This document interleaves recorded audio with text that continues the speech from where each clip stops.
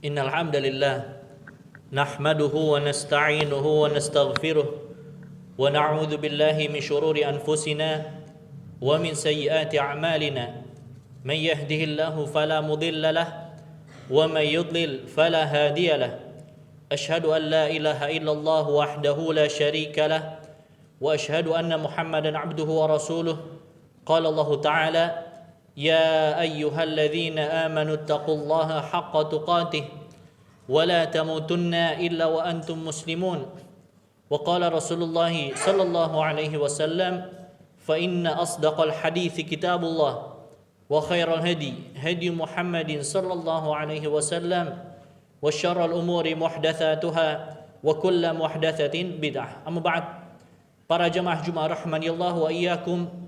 Alhamdulillah, segala puji bagi Allah yang masih melimpahkan nikmat-Nya yang tidak terhitung sehingga kembali kita bisa beribadah salat Jumat di Masjid Allah Subhanahu wa taala. Para jemaah Jumat rahimanillah wa iyyakum, ya di antara akhlak yang agung, akhlak yang terpuji dalam agama Islam ini adalah akhlak malu. Ya, sifat malu.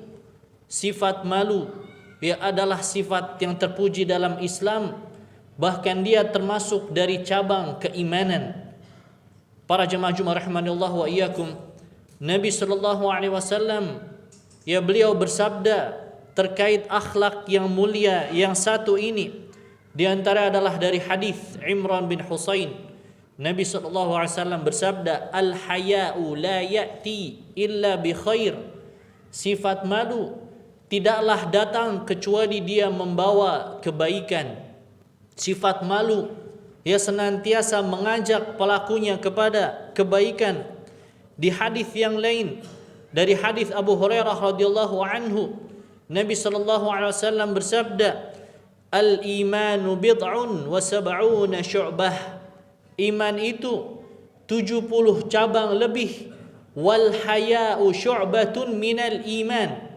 Dan sifat malu adalah cabang dari keimanan. Yang memiliki akhlak dan sifat malu itu merupakan salah satu dari perangai-perangai keimanan. Kenapa demikian? Dijelaskan oleh Al-Imam An-Nawawi rahimahullah ta'ala, li'annal haya' yakunu ba'ithan ya ala af'alil bir. Karena sifat malu itu mengajak pelakunya, membawa dia melakukan amalan-amalan kebaikan, amalan-amalan saleh. Jika seseorang memiliki sifat malu, wa mani'an minal ma'asi, dan juga sekaligus penghalang bagi pelakunya dari berbuat maksiat. Jika dia memiliki sifat malu, ya dia malu masuk ke masjid Allah Subhanahu wa taala, tidak menunaikan salat 2 rakaat ya tahiyatul masjid untuk Allah Subhanahu wa taala, yang mengajaknya berbuat kebaikan. Kalau seseorang memiliki sifat malu, maka dia malu ya untuk mengganggu ya wanita yang bukan mahramnya, baik dengan perkataan bahkan hanya dengan pandangan mata, jika seseorang memiliki sifat malu. Yang sifat malu ini adalah sifat yang mulia. Yang manusia ada 2 macam. Kata Imam An-Nawawi, ada orang yang secara hukum asal, secara jibillah dia memiliki sifat malu, maka itu adalah sifat yang baik yang patut dilestarikan. Sebaliknya ada orang yang lain yang dia asalnya tidak memiliki sifat malu, lakin yakunu iktisaban, ya akan tetapi bisa diperoleh sifat malu itu dengan cara dilatih, diusahakan sehingga dia memiliki ya akhlak sifat malu. Nabi sallallahu alaihi wasallam dalam hadis yang lain mewanti-wanti, inna mimma adrakan nasu min kalamin nubuwatil ula, di antara perkataan kenabian terdahulu, maka ini termasuk syariat yang belum dimansuh dari syariat nabi-nabi terdahulu. Idza lam tastahi fasna' ma syi'ta. Jika kamu tidak malu, maka lakukan apa yang kamu inginkan. Hadis yang sahih yang diriwayatkan oleh Imam Al-Bukhari. Jika kalian tidak malu, maka silahkan lakukan apa yang kalian mau. Hadis ini kata para ulama bisa dipahami dua makna. Yakni apa? Kata Imam An-Nawawi, jika kalian mau melakukan sesuatu maka lihat hal yustahya minallah wa minan nas am la. Lihat perkara tersebut. Kalau perkara tersebut dilakukan malu dari Allah, malu dari manusia atau tidak. Jika malu maka jangan lakukan. Ini makna yang pertama. Makna yang kedua dijelaskan oleh Imam Ibnul Mulaqqin, yakni seseorang jika tidak memiliki sifat malu, inhamaka fil ma'asi, maka niscaya dia akan melakukan apa saja yang dia inginkan. Ya, tidak memiliki rasa malu sama sekali. Para jamaah Jumat rahimanallahu wa iyyakum, sifat malu ya juga alangkah baiknya dimiliki oleh para wanita, dan ini kewajiban kita para lelaki mewasiatkan keluarga kita, para wanita, istri-istri kita, anak-anak perempuan kita, wajib mereka memiliki sifat malu. Di mana Nabi sallallahu alaihi wasallam ya dari hadis Aisyah, athar Aisyah, "Lau adraka Rasulullah sallallahu alaihi wasallam ma ahdatha an-nisa lamana'ahunna al-masajid kama muni'at nisa'u Bani Israel." Kalaulah seandainya Nabi SAW melihat bagaimana keadaan para wanita di zaman Aisyah, niscaya mereka akan dihalangi dari masjid sebagaimana dihalangi para wanita Bani Israel. Yani wanita jangan ke masjid. Para wanita jangan ke masjid.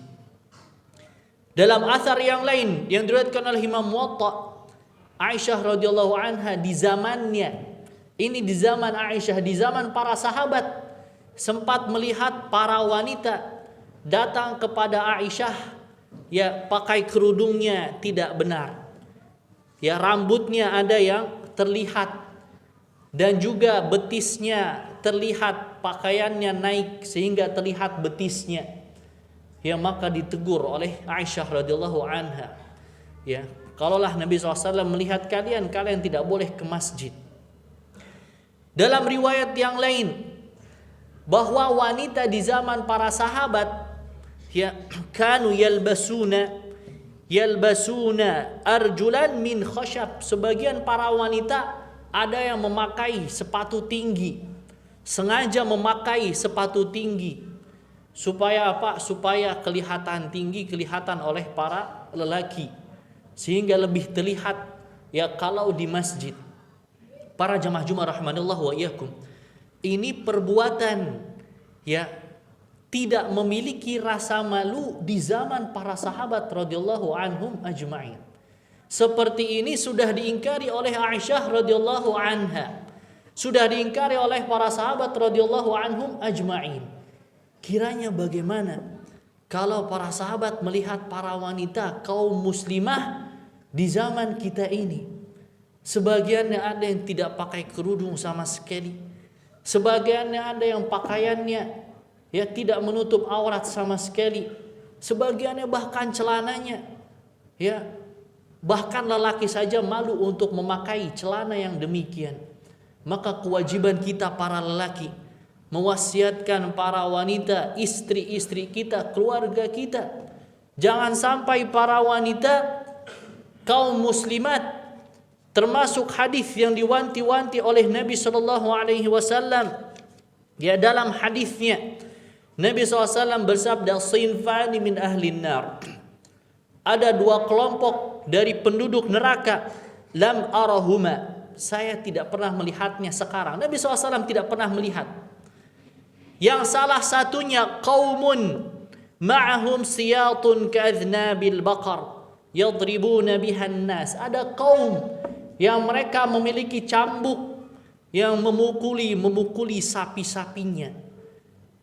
Yang para ulama jelaskan ini isyarat kiasan para pemimpin yang zalim, yang mengambil harta manusia, memukuli manusia, menzalimi manusia, bahkan kadang menumpahkan darah manusia.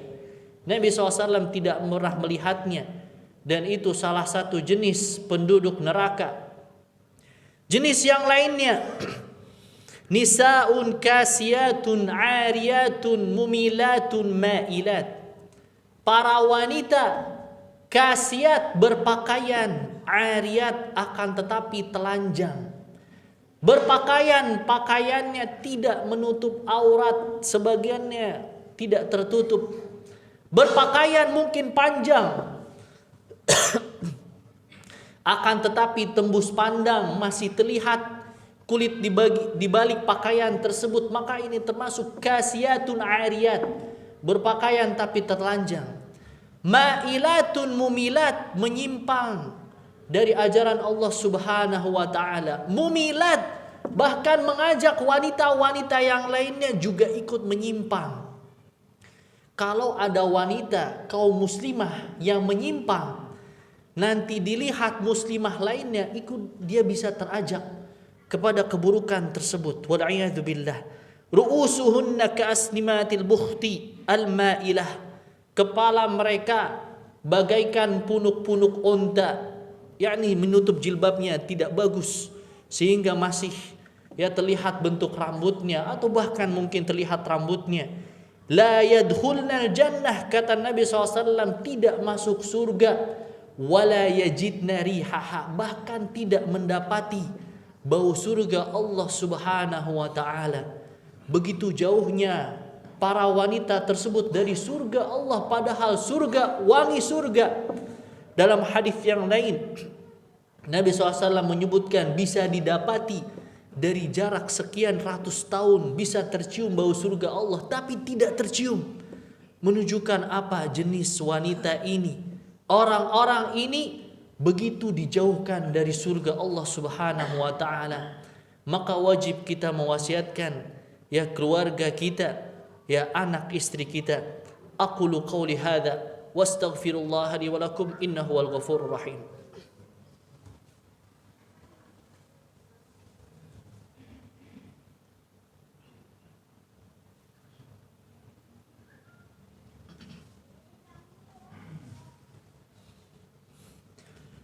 Alhamdulillahil azizil ghaffar, mukawwiril laili 'alan nahar, tabsiratan li ulil qulubil absar.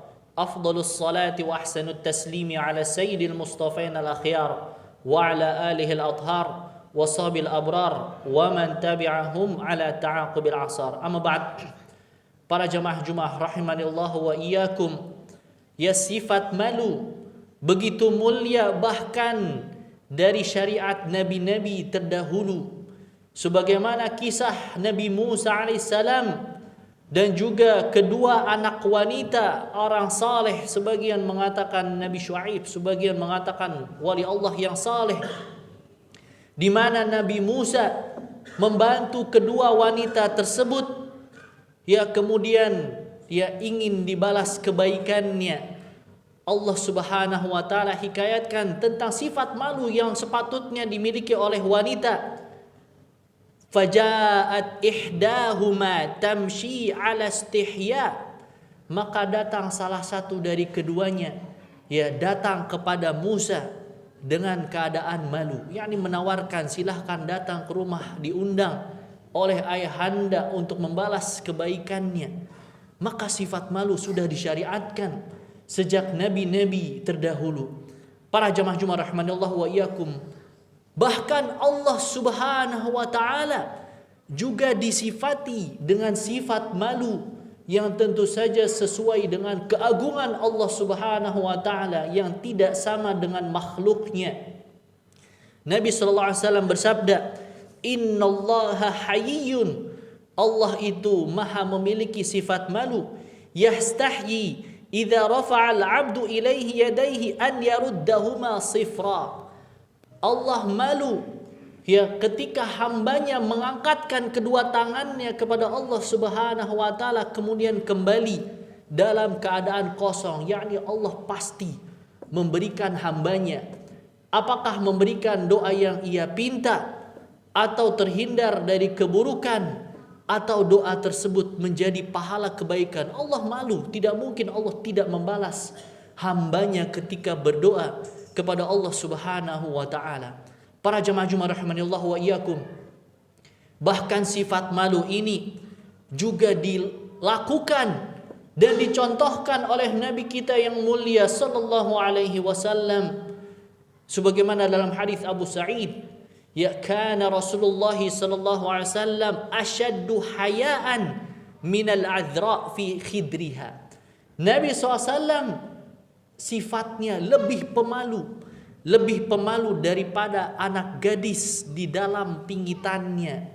Sehingga apa? Kalau Nabi SAW merasa tidak enak, ya, atau malu atau marah, maka dari wajahnya saja sudah terlihat. Demikian Nabi kita yang mulia sallallahu alaihi wasallam yang sepatutnya menjadi suri tauladan, ya, orang-orang yang saleh. Para jamaah rahimanallah wa iyyakum, akan tetapi sifat malu jangan sampai menghalangi kita dari tafaqquh fid din. Ya, Aisyah radhiyallahu anha memuji para wanita Ansar, rahimallahu nisa'al Ansar, lam yamna'hunna al-haya' min an yatafaqqahna fid din. Semoga Allah merahmati para wanita Ansar, tidak terhalang mereka dari sifat malu untuk bertafaqquh fid din, yakni mereka tetap bertanya masalah-masalah agama, masalah mandi wajib, masalah haid kepada Nabi sallallahu alaihi wasallam, selama itu dalam rangka tafaqquh fid din. Para jamaah Jumat rahimanallah wa iyyakum, akan tetapi bukan sifat malu jika seorang hamba tidak menegakkan amar ma'ruf nahi munkar. Ini yang barangkali masih disalahpahami oleh sebagian kaum muslimin. Ketika melihat kemungkaran, kewajiban tidak dilaksanakan, dia malu untuk menegakkan amar ma'ruf nahi munkar. Itu bukan malu. Sejatinya itu bukanlah malu. Dalam bahasa Arab itu namanya khajal. Itu namanya lemah. Ya, dia lemah untuk mengingatkan saudaranya kaum muslimin. Yang seperti ini bukanlah malu. Wajib kita ketika melihat saudara kita tidak salat, kita ingatkan salat. Wajib kita ketika melihat kaum muslimin melakukan kemungkaran, kita mengingkari kemungkaran. Karena yang demikian bukanlah malu yang disyariatkan Allah Subhanahu wa taala. Semoga Allah berikan taufik kepada kita agar memiliki akhlak yang mulia ini, dan juga mewasiatkan kepada keluarga kita, anak istri kita, anak gadis kita, dan juga kaum muslimin agar berhias, ya, dengan sifat yang mulia ini. Allahumma ighfir lil muslimina wal muslimat wal mu'minina wal mu'minat al ahya'a wal amwat innaka sami'un qaribun mujibud da'awat ya qadi al hajat. Rabbana ighfir lana dhunubana wa israfana fi amrina wa thabbit aqdamana wansurna 'alal qaumil kafirin. Rabbana ighfir lana wa li ikhwanina alladhina sabaquna bil iman ولا تجعل في قلوبنا غلا للذين آمنوا ربنا إنك رؤوف رحيم. اللهم وفقنا للحياء وسائر الأخلاق الطيبة يا رب العالمين. ربنا آتنا في الدنيا حسنة وفي الآخرة حسنة وقنا عذاب النار. أقيم الصلاة.